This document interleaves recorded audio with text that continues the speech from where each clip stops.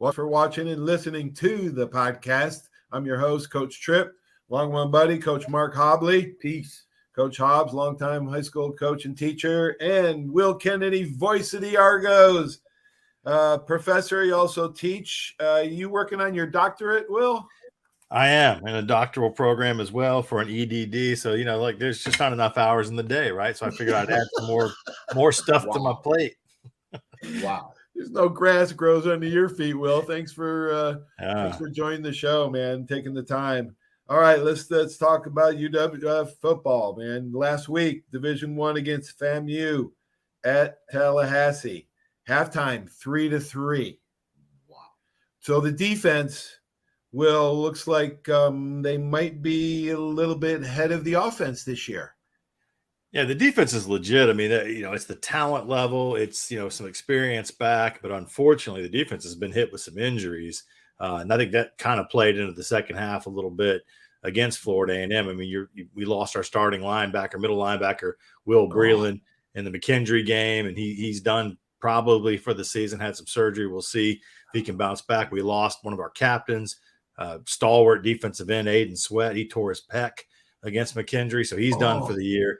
We lost another guy, Jarrell Kidd, during the game at Florida A&M. So all of a sudden, you're a little thinner when you were really deep. Willie Jordan, all-conference linebacker, we haven't had him in a game yet. He's got a nerve injury from fall camp. And so, you're already 3 games in, you're fighting some injuries. But that defense can play, especially with this new setup. Playing a front 4, we were able to get some pressure on the quarterback. And their quarterback for Florida A&M, excellent player. Jeremy Musa transferred from Vanderbilt down to play for Coach Simmons, and he was really the difference in the second half. And you're right, Paul, the offense struggled. Both offenses struggled first half for both teams. The adjustments were made. Florida A&M came out, kind of got it going. We started to get it going, but it was sputtering. You have a good drive, and then you turn around and get a holding call, backs you up, you're against the chains, and probably cost ourselves an opportunity to get back into that game in the second half. Had an interception in the end zone that bounced off Caden Leggett to a defender. If he makes the play on that, all of a sudden the game's back to a 7-point game, and who knows? So 31-10 is probably a fair score, but it easily could have been a lot closer. And that Florida A&M team, I mean, they are a top 15 FCS team. I mean, they are a good group, and he's built, Coach Simmons has built this team to be good this year. They're veteran. A lot of transfers from the portal. So no shame in losing to that team. Wish we could have gotten our third straight win over, the FCS opponent, but, it doesn't hurt us. Certainly not at the Division II level. Yeah. Will, may I ask, I was real close to going down there. I'm kind of split in that. I graduated from West Florida, played for Spooner, and my dad and my mom graduated from FAM. And my dad played for the great Jake Gaither at Florida A&M. Yeah. Mm-hmm. And, I listened to the game. I saw the game on the stream, and you should have heard how nice they were, what they were saying about the UWF defense and just the school in general. They were very positive. What you got going on out there, it's nationwide. Everybody knows that program at Florida A&M is outstanding. A lot of people don't know they had a 12-point loss to South Florida in Tampa last week, and they were in that ball game. And so there's that is without a doubt the best team that UWF has ever played. And Willie Simmons, they're probably going to have an ACC championship in Tallahassee this year and a SWAC championship. So there's no shame, and that's our only blemish at UWF this year. I would agree, and they are the front runner in the SWAC. And you mentioned the South Florida game, week 1, they go and beat Jackson State at about the same clip they beat us. So now people will look around. Delta State from the GSC played Mississippi Valley and handled Valley pretty easily last week as well. Ferris State, who boo Ferris State. Who we lost to in the semifinals last year. They went up and played a pretty good Montana team and played them tough. But I thought we had the most difficult D1 opponent. I think there were 5 D2, D1 games last week. Certainly, I thought Florida A&M. And I remember saying, I did a podcast with some guys from Florida A&M, and I said, if we can get off to a good start and play from in front. And that's what never happened. It was tied 3-3 at the half. But if we could have gotten in front, if it would have been us out of the locker room second half that scored that first touchdown, all of a sudden all the pressure's on Florida A&M. They're supposed to win there at home. It's the first home game. Yes. They were able to get that first blood, if you will, and that kind of changed the dynamic. You know this, both of you know this. It is so much harder to play from behind than it is from in front. You know, the expenditure of energy, the pressure that starts to mount. And we just never – it was an un-Pee Wee Jarrett-like game. Our quarterback, he just didn't have it that day for whatever the reason. Some of that, a lot of credit goes to the Rattler defense. But, you know, that's one of the areas. We're still trying to find the offensive identity of this team. And, you know, what are they going to do offensively that really threatens the other team? There's a lot of options, obviously, but this offense has been built around throwing the deep ball.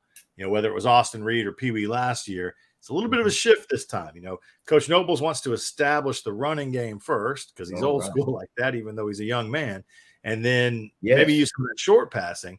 But we still have the horses to go deep. And that's kind of what it took to get it going against Florida A&M. We started putting the ball down field to Caden Leggett and John Giles, and that opened up the defense a little bit. It's going to be big to see with West Georgia coming in, Gulf South Conference opener this Saturday.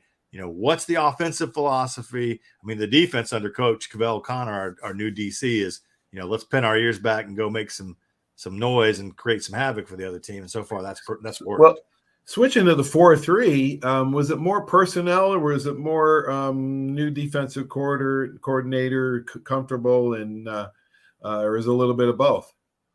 No, it's definitely that's the style Coach Connor wants to play. I mean, he's a guy that played at Clemson, played in the NFL, has been in that system, and you know that's one of the things we were missing the last couple of years defensively was really consistent pressure on the other team's quarterback, and you have to do that in today's football. I mean, really, that's traditionally, you know that, Trip. I mean, you know. You got to go back to Purple People Eaters, the Rams, the Fearsome Four. You know, like you've got to have guys and get after the quarterback, and that's get him out of his rhythm. And we just weren't doing that with the 3-man front unless you were bringing the house. And we're able to get pressure now without having to blitz, without having to send people. John McMullen, Jake Dorn, Aiden before he went down. We've got guys that can wreak some havoc in your backfield, and that helps not just with getting the offense out of rhythm. Helps your corners, helps your safeties. I don't have to cover as long. Absolutely. Yeah. Pressure equals interceptions. And coverage equals sacks. Yeah. You're helping your back end by getting the pressure, especially if you don't have to use tricks to do that. We need health. I mean, we need to stay healthy now. Cody Lowe's back this week, the linebacker. He hadn't played yet. He probably could have played against Florida A&M, but this game really means more because it's a conference game. It's a D2 game. We got to get off to a good start. I mean, it's the next 4 weeks, including this Saturday, and that's the middle of your season. We got 4 conference games, home, road. We need to be in a good spot, really win all 4 of those to set up that home stretch when we'll have Valdosta here and some other, and Delta and some others. Right. It gets tougher as the year goes on. Absolutely. Do you have a question, Hobbs? I was just to piggyback on what you said. It looks like FAMU kind of took over the game in the second half. Now I'll see why. That big running back boy's from Nebraska. 3 of them. They got 3. They didn't have a back under 200 pounds. They had 2 that were 220, 230. We've only seen Battle from West Alabama. Is the only back that I've seen in the GSC that's that size. And that's a different deal because they're not just big. That was a different animal. It was the game killer. Yeah, when Jennings got loose and took that one up the sideline, to make it 31-10. I mean, we were hanging. We were hanging right there. Again, we had cut it to a 14-point game, and we get down to the end zone, have that interception, and immediately they turn around and hit the long touchdown run, and that's pretty much it. Fourth quarter's just kind of playing to hang on. So, I hate to say this. There's no moral victories, right? And there's no such thing as a good loss at any point in the season, but this one does, frame things a little bit. Hey, there was a lot of hype. Maybe a little humility. Yeah, we got a little work. Yeah, got a little work to do. Yeah, and certainly a focus. I mean, I've seen it this week in the guys. I've got a lot of them in my classes, or kind of around the building where I'm teaching, and it's a different vibe this week. There's a little bit different focus in the eyes and the way some of the guys are talking. They know it's business now. Now's the GSC, and if you lose, this game doesn't count against us. from a playoff standpoint. But this is how competitive the Gulf South Conference and D2 football in general are, because we got a playoff system. It's not, bowl championship. Let's have a computer pick or people pick. If you lose now, you can still make the playoffs, but all of a sudden every game the rest of the way almost becomes a playoff game. Right. It's almost win and survive. No room. That's so hard to deal with. If you're going to play 8 weeks of do or die football or 7 weeks of do or die football while you're taking classes and all this other stuff going on, boy, that's a tough road.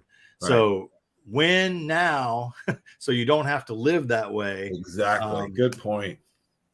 Good point. Here's a little stat for both of you. This is the strange one. West Georgia comes in, right? They are going D1 next year. They've already announced they're going to join the Atlantic Sun. So this is the last time we play them in the Gulf South Conference, and probably for a while. Okay. But no team has won at home in this series. Now, granted, it's only 6 years of regular season football, but that's a statistical anomaly. We've never won at home against West Georgia. They've never beaten us up in Carrollton. Wow. I'd like to snap that this week. Oh, yeah. We need to stop that right on Penn Air Field. Hey, they've all 3 of their games are by 3 points or less. They've been close. They got a nice win against Mississippi College last week. Yeah. What local high school player from here has surprised everybody at UWF? Anybody stepping up from local kids? Trying to think local kid wise. Local, obviously, I'll go down to Fort Walton. Walker Robinson, our linebacker, who's had to step into a more prominent role. He's been big, because when Will Breland went down, it's like all of a sudden you're moving some guys around from Sam to Mike and kind of mixing and matching a little bit. But Walker's been really good, and every time he's been on the field for us over the past couple of years, I'm calling his name. So he's a player. He's an undersized guy, an undersized kid. I think he was committed to Western Carolina first and then wound up with us, but really good player. Still waiting to see like a Mystical McGee, the receiver out of Pine Forest. Kind of, can he hit his stride in a very talented receiver room? Trying to think of who else, locally. The big story for us is kind of like, kind of watching the development of some of the running backs. We had CJ Wilson back, but we got a couple running backs trying to figure out where they are. Offensive line, can they gel? And they're a little thin. They don't have as much depth. And, and then a lot of people, there's been a lot of attention around Marcus Stokes, the quarterback, obviously, who was committed to Florida at one point. And we've seen brief flashes of him, but you hope you don't have to see Marcus much this year, that Pee Wee carries the water most of the time. Right. Well, how's Coach Burks recruiting and Coach Stephanie Lawrence for basketball? And talk a little bit about the other fall sports. Volleyball 7-4. They play today against Auburn Montgomery, but there's also tennis and cross country going on up at the campus. Well, you've got soccer and cross country and soccer volleyball. And cross country. Yeah, those are your fall sports. Women's soccer, top 5 team in the nation. They are on a roll. They beat Mississippi College on the road last week. Mississippi College won the conference regular season tournament last year. So big win for Coach Bartlinski, Coach Bart and his crew. The men were in the top 5 and then had 2 draws last week at Mississippi College and Delta. They've dropped out of the top 25, but they beat Pensacola Christian 11-0 last night in the game over on their campus. It's tough, man. They're both really good teams, but I would say this for soccer. We've had a problem down at their field with drainage, and it's just a matter of they're having to play their games at Ashton Brosnaham and some other places while that's getting worked out. Really no home field. They will compete for conference. They will go to compete to go to the NCAA. Volleyball, same deal. Her losses all came against the number 2 team and the number 3 team in the country. Everybody we've lost to has been a top 25 team so far, because Coach Walter, like a lot of our coaches, will push her program early. Let's face the best competition so that when we get to the back end of the season, we've been there and done that. Cross country, we had the invitational out on campus this morning, so people were out there early running around on campus. So that goes. Basketball, you mentioned, I laugh, Paul, because I walked into the weight room the other day and women's basketball was in there, and I was like, I don't know anybody. Like it's almost a whole new roster, and the men are the same way. There's probably 9-10 new players. This is what the portal brings, and this is it's just a different world now. Both coaches have had to totally kind of redo. Coach Yelton Stephanie had a bunch of portal transfers last year on a really good team, but a lot of them that was it. 1 year or 2 years and they're done. So it's how do you navigate this now, right? And how do you build softballs the same way? Baseball is similar in some ways. How do you bring in some talent that can help you now, but also try to develop some young talent, from the high school ranks? I would say this: you guys probably both see a little bit of this. I don't think it's ever been a tougher time to be a high school athlete coming out trying to get an opportunity to get a scholarship, because of the COVID stuff this is the last year ish. Maybe might be a bleed over into next year. I don't think so. I think this is kind of it for everybody. But that has backed the system up at so many levels. The JUCO system takes it, backs up, and so it's like a traffic jam, right? It's like if you're in Atlanta trying to get through traffic. I mean, there's just not opportunity. Will, do you see Division I basketball players coming in like they did with football and maybe some of the other sports that aren't playing? Because I talked about it on my show the other night. There's 85 guys on scholarship, only 22 start. So that means like 3/4 of the team isn't playing or backing up, and they want to go somewhere where they can play.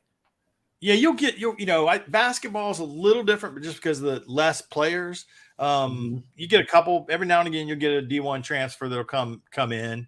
We've had that on the women's side, like Jacqueline Jarnett, who was our player of the year last year. She had come from North Dakota, so that's D1 down. Right. You'll get a little bit of that. You'll get some others D2 players who are moving on the move. Sometimes you get D3 that are coming up. Do you want to come up and play D2? Right. And a lot of times it's kids who have graduated somewhere else already. And they've got 1 year to come in. We men's basketball, our best player statistically from the last couple of years, Daniel Sofield, he had another year of eligibility. He's played 4 years for us, but he's got that 5th year. And he left us to go to Central Arkansas, and he's going to play where Scottie Pippen played. And at the D1 level, he's in grad school there, and he just needed to change the scenery. And that's there's the insight. You've got people coming and going. The portals kind of created this unstable landscape in some ways, but as a coach, you've got to recruit your locker room constantly. It's not just enough to get the kid on campus and into your program. You've got to every year you've got to re-recruit. It's harder to coach them hard. Yeah, it's harder to coach them hard. Oh, I'd say those days, those kids the days of coaching the traditional way, the Bobby Knight way for basketball, I'll say that's done. Yeah, the Carl Madison way, if local high school football, that's over with. You can't do that anymore. Absolutely. You've got to find a way to be tough and still your program, but get to know the kid and get along with the kid and make sure that their mental health and all that stuff is good too. And there's so much more to it now than there's ever been. Absolutely. All right, let's switch over to talk a little college football, and then we'll finish up with some high school report. College football, I don't think there's any dominant teams like there's been in the last 15, 20, 30 years.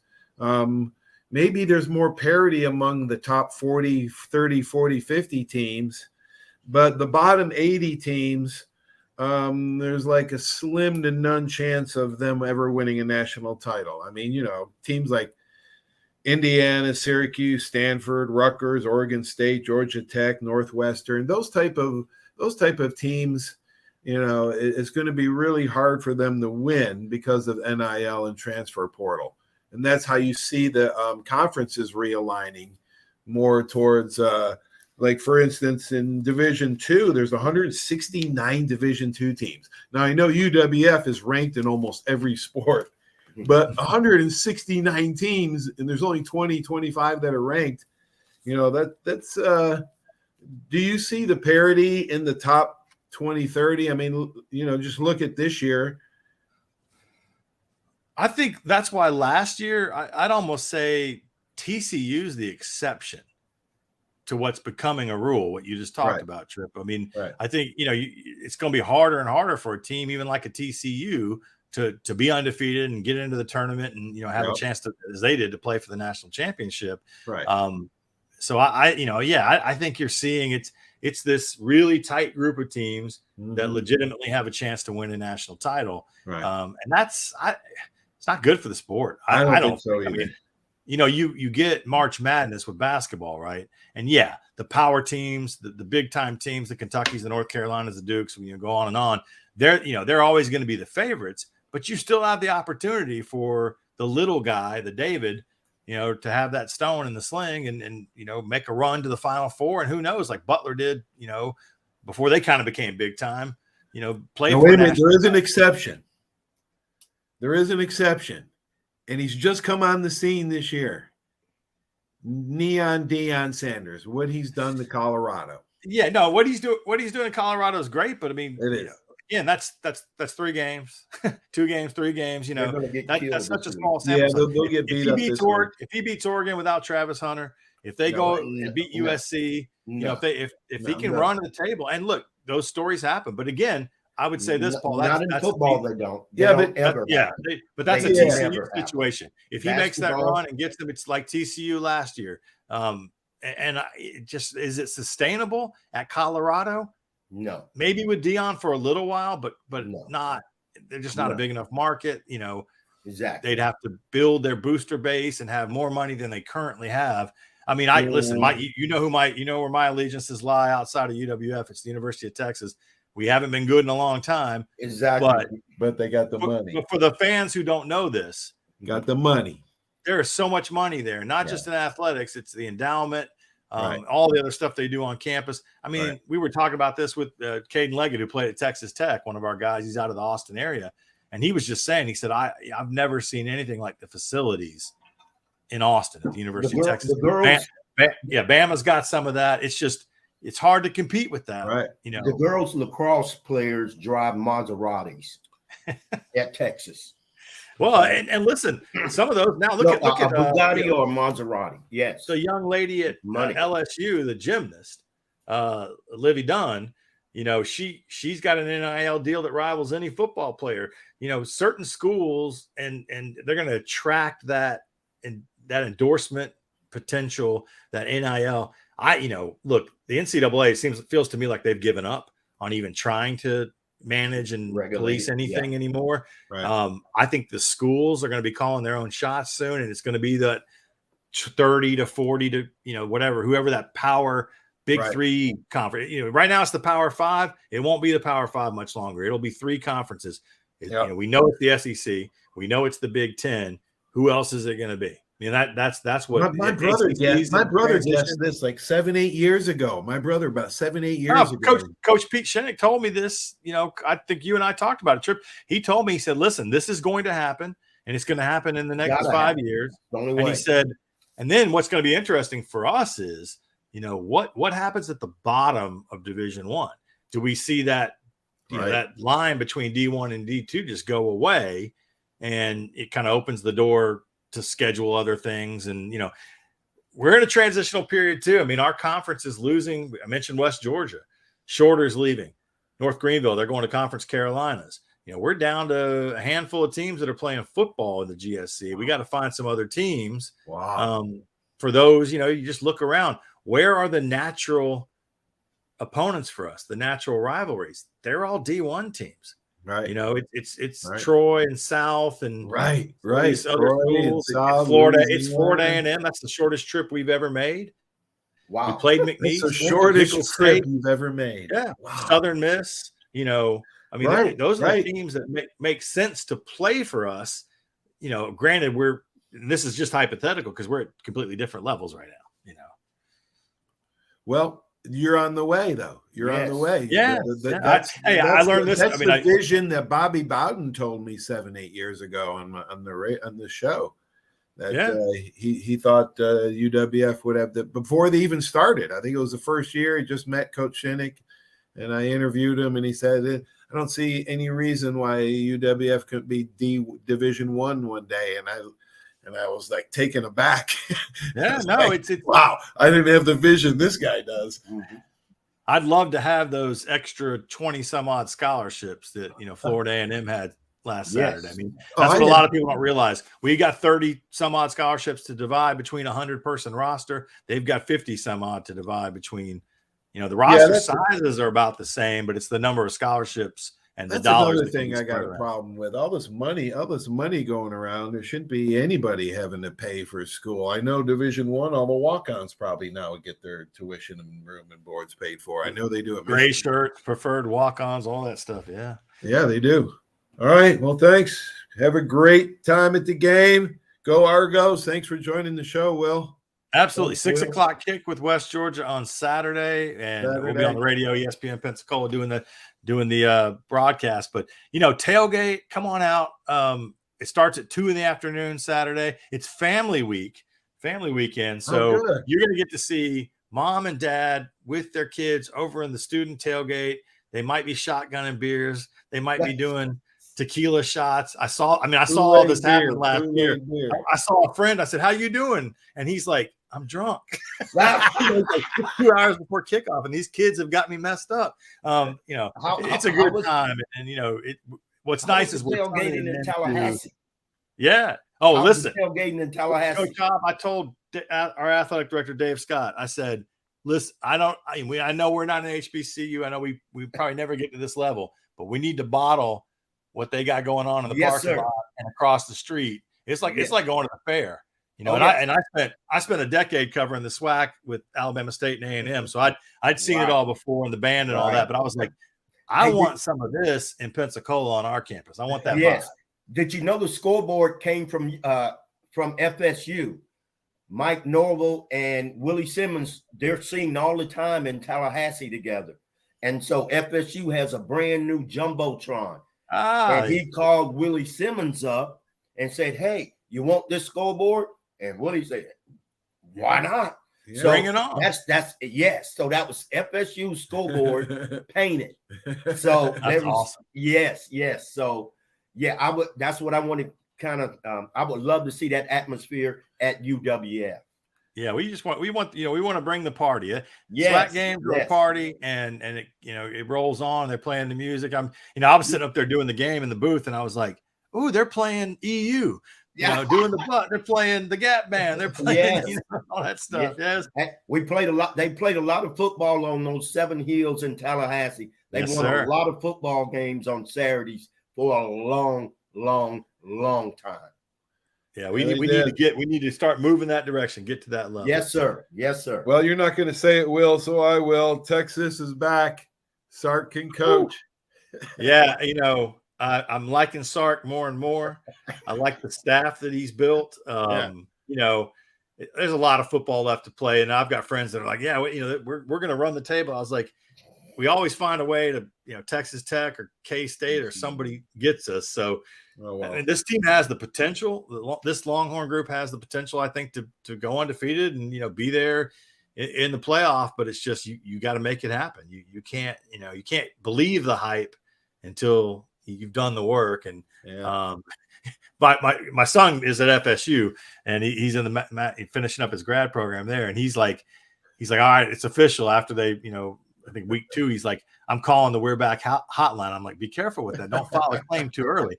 And then they almost got snuck up on it Boston College last week, and had to squeak that one out. So they did.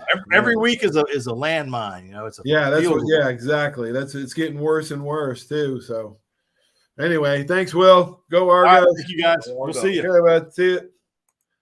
Yeah, Will's one of a kind, man. Yes. No grass grows under his feet. All right, time to switch hats, switch gears.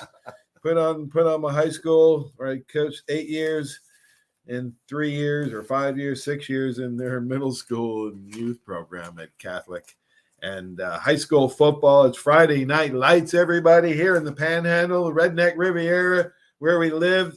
Weather's starting to cool off. It's not quite football weather yet, but it's getting close. It's getting close. It's not 90, it's only 88. All right, so we'll talk about the games, and then we'll recap what happened last week. Pine Forest 3-1 at West Florida tonight, 1-2. Can Pine Forest rebound from the 35-14 thrashing? And when it's 3 touchdowns or more, it's a pretty good weapon that Choctaw laid on them last week. I say yes. I'm taking Pine Forest. Yeah, everybody. What are the stand-ins for our Dick's Sporting Goods gift certificate between us, PNJ, Patrick, and all the boys at marketablesports.com.live? They're going to be tonight at the Catholic game. We'll go by and see them. Yeah. Catholic. Give us the stats, and we'll talk about the rest of the games. Well, Perk's leading, right? Well, me and Perk are tied for the lead. Yeah, 26-7. Okay. P&J is second right now at 24-9. Okay. Gave him credit for the Bay win last week. You're 23-10 right now. So I'm in fourth. Yeah, you're in fourth, and then we got 21-11 is Johnny Mays, and Douglas Sinclair Forbes is 21-12, and Coach Dave Wilson is 20-12, and Mike Vallorenzo is 20-13.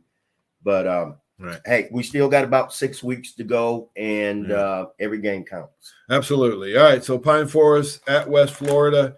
I think Pine Forest will rebound, but I think it's going to be a close game. Next game is Prince Avenue Christian High School from Georgia, 19-game win streak, won the state title last year, and has won every game this year by at least 3 touchdowns. Yes, every game they've won, 5-0 by at least 3 touchdowns. They're a small school in Georgia. Now, Georgia and Alabama small schools are not really the same as they are in Florida. But so, hey, they're used to winning. They know how to win. They've won every game by at least 28 points. They won 29, 31, 42, 28, 40 points of their wins. So Catholics got their work cut out for them. 7:30 tonight, kickoff. Johnny Mays, Coach Dave Wilson on marketablesports.com. You want to tune in if you can't go to the game. Okay? Everybody's taking Catholic, I think. Yeah. Everybody's pretty much on the same board this week. Yeah. Not many games. Not much difference. Only one was the Pine Forest. We had one person take West Florida. Gosh, you know, Pine Forest, that was their first district loss since 2017. Pine Forest. Nobody beats them around here. First district loss since 2017. Most people don't. Yeah, most people don't understand that how dominant. When Choctaw won that game, that's the game of the year. The dominance has left Escambia County and is now in Okaloosa County. Well, it's been going that way. The good coaches are going that way for the money. Oh, yeah. It's just, I mean, everything's shifting that way. Teacher pay is higher. Escambia County needs to wake up. Quit being last in the state of Florida for teacher pay and all that. I know Dr. Torrance tried to improve it, and she did improve it in her time, but she could only do so much. Yeah. All right, so Washington's not playing this week. Nope. Washington's off. Pace is off 3-1. Tate 2-2 is off. Northview and Jay are both off. Pace at Gulf Breeze next week. Now let's talk about this Gulf Breeze game last week. 73 points they laid on Milton. Battle Anderson, the quarterback, had 8 touchdown passes and 1 rushing. 9 touchdowns in one game. The last time he broke Jake Henry's for Tate in 2017, our quarterback wide receiver, Jake Henry, had 8 touchdowns in one game. He had 4 passing and 4 rushing against Navarre. That was one of the greatest individual performances I've ever seen anywhere. Jake Henry was unbelievable. He caught it. He threw it. And it was a close game. It wasn't a 73-point game. Exactly. That was a shootout. And, there's some hard feelings there. Coach Gerke and between him and Coach Gillis at Milton. One took it as a rub, and the other one did not believe so. So that's the way it goes in football, man, for eons of years, okay, decades and decades. And if you want to hear my theory on coaching philosophy and styles, tune in during the week. Well, I'll have Coach Tripp's tips and the bare facts, Coach Bryant, how he handled situations like this. How he never blamed anybody, never the refs or anybody. So tune in during the week for that. But high school football to continue on. Milton 3-1 at Milton. We're going to take Escambia because they rebounded nicely last week, especially their defense and Coach Gary Cower. They shut out Fort Walton Beach, and the great running back Eddie Love Jr. held him to 50 yards. Total 150 yards last week as Escambia pitches a shutout. Defense wins championships. There you go. Escambia over Milton. Everybody's picking Navarre 2-2 at Carroll. 3-1. Carroll from Ozark, Alabama. I don't know much about Carroll, but Navarre has won 2 in a row now. As them and Tate last week was a shootout. That was a good game. 3-point game. Very good game. Won by Tyler Daniel, who's been perfect on field goals this year. And he kicks a 34-yarder as they win 45-42 over Tate. Tate's getting better every week. So Coach Summey's doing a good job up there. I said they're off. Tate hosts Milton next week, Coach. Pace at Gulf Breeze. Tate hosts Milton. And Northview and Jay are back in the mix. Choctaw at Niceville tonight. Wow, that is the game of the area. Choctaw at Niceville. Niceville, it's hard to win at Niceville. They packed the place. Niceville's 3-1 like they usually are, but Choctaw is, I think, a different animal this year. Yep. They can handle Pine Forest by 3 touchdowns. I'm picking them over Niceville. I think everybody else is, but Niceville can come up and jump at you. PHS, of course, Cantrell Tyson resigned this week at Pensacola High School, so they're 0-4, haven't even scored a point. They just have troubles. They got to do something over there. Go down to classification or reclassify them or something. Yeah. Gulf Breeze could easily lay 100 on PHS tonight, so we hope that doesn't happen. Lord have mercy. All right, let's switch hats again. I'm not wearing another hat, but we're going to college. It's one of the best college football weekends I have seen in a long time. Now, last week, there were 0 ranked matchups. This week, there are 6. And I'm not talking about FSU and Clemson either. That's a huge game. Oklahoma, Cincinnati, North Carolina, Pittsburgh. Those are huge games, all in the top 25. Hobbs, let's start at the top. Georgia, UAB. Georgia had some problems last week at 6:30 on ESPN2. Point spread's 42. That just seems like a lot. UAB is not a bad program. I think Georgia is still going to be overlooking this. I'm taking UAB to cover. I like that, but UAB burned me last week. Oh, did they? Georgia. All right, I was taking Georgia. Michigan getting 14, giving away 14.5 points, hosting Rutgers. No, Rutgers isn't too bad. They beat the heck out of Temple, but Temple's terrible. Michigan, I don't know if they can cover 14.5. They have trouble scoring sometime. I'm just going to take Rutgers to cover. Yeah, they're playing Michigan, take Rutgers. Okay. Texas at Baylor. Now, Texas had the big win at Bama, let up a little bit last week. 15-point favor at Baylor. Baylor's just not very good. Texas, I think, is going to get better every week, and they should be better this week than last week. Knowing Sark, 15 points. I'll give away the 15 points. I'll take Longhorns. I like that. Giving away 15. Baylor's awful. Baylor's awful. 6:30 on ABC. Oh, FSU, 2.5-point favorites at Clemson. Whoa, at Clemson's a tough place. That's probably why the point spread's only 2.5. Florida State had a down game last week, BC. If it wasn't for BC's 19 penalties, they might have beat FSU. But FSU had a comfortable lead and let up. You gotta put your foot on them when they're down, man. You just crush them. And they didn't do that to BC last week. It's going to be hard to play against the noise at Clemson. FSU's hurting on the offensive line, too. One of their guards is out and their center might not play. So that's even more bad news for FSU. But I'm still a believer that they're stronger than Clemson because Clemson's offense is not what it used to be. Oh, yeah, I like FSU. Hobbs does too. As far as that offensive line goes, they have the deepest offensive line in the country. Shouldn't be a problem. Okay, good, Hobbs.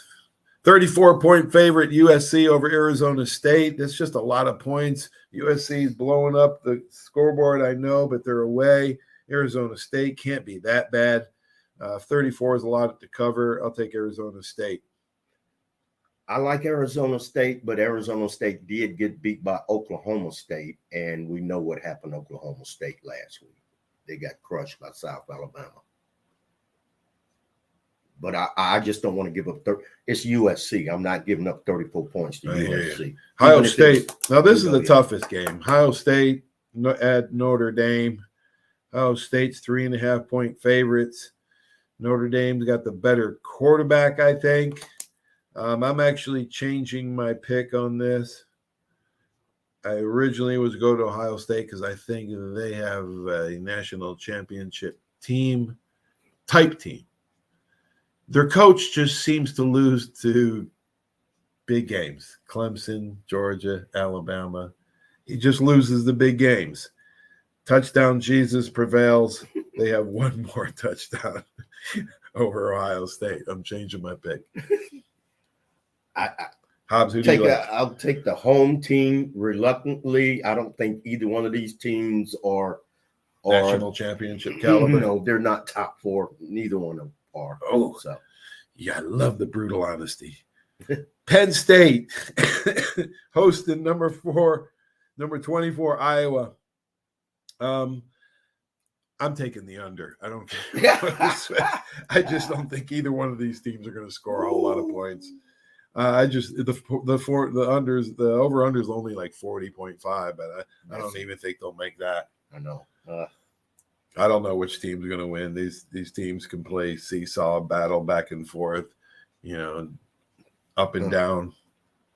I was awful, and Penn State is Penn State, so I'll take Penn State. Yeah. All right. Washington, Cal. Washington's hosting Cal. 21 points. Washington's much better than Cal. Take Washington. Washington's the best team in the Pac-12 or whatever it is. They'll win out there. Okay. Oregon, Colorado. Now, if Travis Hunter was playing, I think they'd have a chance, but their offensive and defensive line, and we were talking with Will about it, but Deion himself admits that there's 6 or 7 bad dudes, dogs, he calls them, that they're away, and he's right.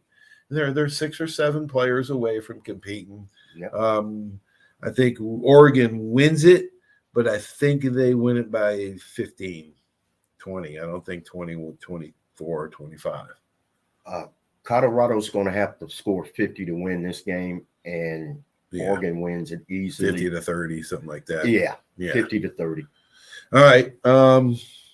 Utah 4.5 giving up over UCLA. Utah's tough at home. They took it to Florida, and Florida's not as bad as I thought. So that means Utah is pretty good. UCLA's awful. Oh yeah, they can score. They'll score 20 points, but they're going to give up 40, 30. I'm taking Utah over that one. LSU over Arkansas. Arkansas is not very good. LSU is very good. 17.5. Take LSU. Yeah. Alabama, I never pick against Alabama, even though they're giving up 7 points and they haven't looked good. Ole Miss, Lane Kiffin knows how to score points. He knows how to score against Saban. It's just going to be, a back and forth game. I hope Alabama has a better defensive plan than they usually do against him. Toss up, taking Bama, giving up the 7. I'll take the 7 in a shootout. I bet you would. Yeah, Alabama shootout. DBs quit giving up the freaking long play, man. Just turn your hips and move when the guy's pushing you. For crying out loud, you haven't done cushion drill, Well, that's Saban's babies too, man. Hey, I know he's forgotten more than I know, but come on, man, turn your hips and make him earn a touchdown. Make them dink and dive. Usually the offense will make a mistake. Now, the defense could make a big play, and one of the two usually happens. But if you give them the 70-yard bomb and they got 6 points and you're running, driving, working 10 minutes, 10-play drive for the same amount of points, it gets awful, starts wearing on your psyche as a defense. All right, Oregon State, enough of my soliloquy about that. Oregon State is giving up 3 points to Washington State. I like that Penix Jr. He's one of the best quarterbacks in that conference, which is a lot of them, a lot of good ones. I'm taking Washington State to upset Oregon State, 6 o'clock on Fox Saturday. I'll ride with you. Okay. Oklahoma over Cincy. Oklahoma can score a lot. I know Cincy's not bad, but I'm taking Oklahoma 14. Cincinnati was in the Final Four 2 years ago. Oklahoma probably covers in this. Okay. But neither one of them very good. North Carolina at Pitt, 7.5. I'll take North Carolina over Pitt. I'm not sure about this one because Pitt can be tough at home. They can be. I took West Virginia last week and pick them against Pitt. Yeah. Don't trust North Carolina. Give me Pitt. Okay.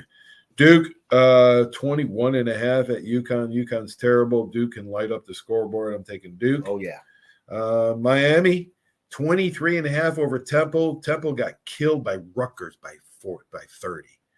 So if Rutgers can beat Temple by 30, Miami can beat them by 30. Taking Miami. I'm taking Miami. Who you got? I'm not taking Temple. Not after that. All right, our last two picks. Tennessee's 3 touchdown favorite over UTSA. University of Texas at San Antonio. Tennessee's upset. They're going to take it out on them, and it's going to be 45-10. All right, what you be 45-10? Florida 2-1, hosting Charlotte. 4 touchdown favorites against Charlotte. Charlotte. Yes, easy money. All right. Who is Florida? Who are they Charlotte? give a 4 touchdowns favorite over anybody? Come on. Yeah, we're taking Charlotte. All right, the points. All right, that's college. That's high school. That's Will Kennedy. Wow, that was a long local sports report. Thanks for watching, everybody. Actually, we do it on Thursday, but this is Friday. We're getting it out Friday. Tomorrow morning, Saturday, we have Kirk McNair, founder of Bama Mag and longtime sports information director and writer for 24/7 Sports. You don't want to miss that. Thanks for watching, everybody. Stay tuned for these important messages. Without our great sponsors, this wouldn't be possible. God bless. Peace. There's a reason why Hill Kelly in Pensacola is the #1 selling Chrysler, Dodge, Jeep, Ram dealer between Jacksonville and New Orleans. While other dealers have taken advantage of a competitive market with higher prices, Hill Kelly has discounted prices to the lowest of the year. And Hill Kelly in Pensacola won't surprise you with excessive charges beyond the selling price. Come see why people from Milton, Pace, Foley, Bay Minette, Daphne, Gulf Shores, Mobile, and beyond are driving to Hill Kelly in Pensacola to buy their next new Chrysler, Dodge, Jeep, or Ram. At Hill Kelly, the bottom line price and your satisfaction are what really matter. So before you sign, check the bottom line and make the trip to Hill Kelly in Pensacola to see what true local ownership can do for you. At Hill Kelly Chrysler, Dodge, Jeep, Ram, Highway 29 in Car City, Pensacola. Or shop online 24/7 at hillkellydodge.com. When it comes to bottom line pricing, nobody beats a Hill Kelly deal. Nobody. My name is Steve Reynolds. I'm the manager and owner of Cordova Lanes, and we help keep your mind out of the gutter. Cordova Lanes is part of the community of Pensacola. Being here for 43 years, we've entertained more people than any other bowling center in the city. We sell fun for a living. Cordova Lanes is located at 2111 Airport Boulevard in Pensacola, behind Cordova Mall. Come on out and see us at Cordova Lanes Bowling Center. Thank you. Are you riding around in a filthy vehicle? Dirty car no more. Visit Ronnie's Car Wash today to get it shining in no time. They have 3 convenient locations with another coming soon. The unlimited monthly wash packages start as low as $14.95 per month with free vacuums, multi-purpose spray and towels. Visit them in Gulf Breeze, Navarre, Fort Walton, and soon Crestview. Don't wait, wash today. Be sure to see Ronnie's Car Wash on Facebook to see the latest specials and discounts. You'll be riding and shining in no time. Hey, Bama fans, this is Will Moore, president of the Pensacola Bama Club. You can find us at PensacolaBamaClub.com. We are your official alumni chapter in the Pensacola and surrounding areas. Membership is available to all alumni and all Bama fans, so come see us at one of our many events throughout the year. Our Bama football watch parties are the next best thing to being in Bryant-Denny Stadium. We even serve authentic stadium hot dogs. Membership, event, and contact information will be found on our website at PensacolaBamaClub.com. Roll Tide. 75 years of service and high tech today. It's Pensacola Glass Company at 433-8348. High tech is a term often applied to advanced services and products in today's marketplace. And today, glass is much more than the simple pane of brittle, see-through stuff we hit baseballs through when we were kids. Glass is now a product with unique flexibility in both performance and application. And Pensacola Glass Company is growing right along. That's Pensacola Glass Company at 433-8348.